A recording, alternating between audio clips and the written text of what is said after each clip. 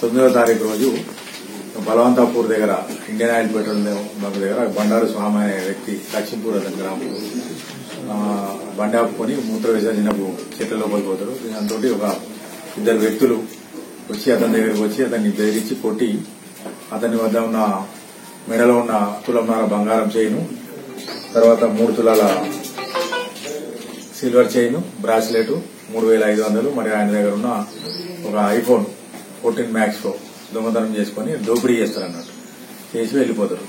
దాని మీద అతడు వచ్చి మలయాళం పోలీస్ స్టేషన్లో ఫిర్యాదు చేస్తే ఏంటంటే అది రాబరీ కేసు కింద కేసు నమోదు చేసుకుని దర్యాప్తు ప్రారంభించడం.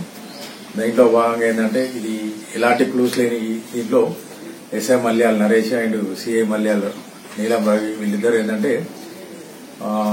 ఈ పరిశోధన ప్రారంభించి హైదరాబాద్ వెళ్లి అతని పోర్ట్రైట్ పార్లే చేపించారు. నిందితుల ఊహా చిత్రాలు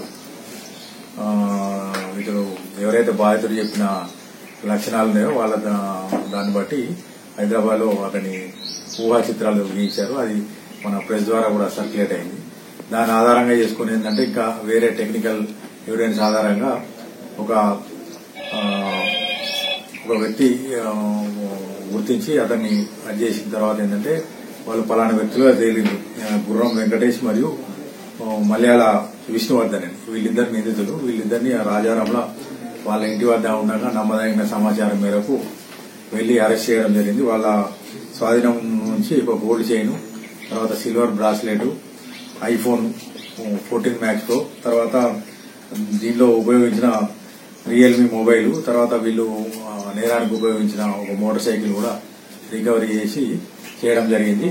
ఇప్పుడు నిందితులను అరెస్టు చేసి కోర్టుకు జ్యుడిషియల్ రిమాండ్ తరలించడం జరుగుతుంది. ముఖ్యంగా ఏంటంటే ఈ కొండగట్టు మనం అది పుణ్యక్షేత్రం కాబట్టి భక్తులు చాలా మంది వస్తూ ఉంటారు. ఇటు ఏంటంటే వీళ్ళు ఇట్లాంటి వాళ్ళు ఒక 2-3 వాళ్ళను భక్తులను బెదిరించో లేకపోతే అది చేసో గుంజుకునే అవకాశాలు ఉన్నాయి కాబట్టి మేము ఆ ఏరియాలో గస్తీని కూడా ముమ్మరం చేశాము.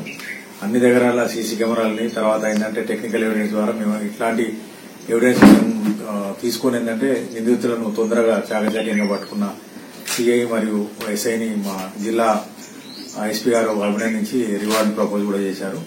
దీంట్లో మరియు వాళ్ళ స్టాఫ్ మలయాళ ఏఎస్ఐ, హెడ్ కానిస్టేబుల్ మరియు సిబ్బంది వాళ్ళందరినీ కూడా రివార్డు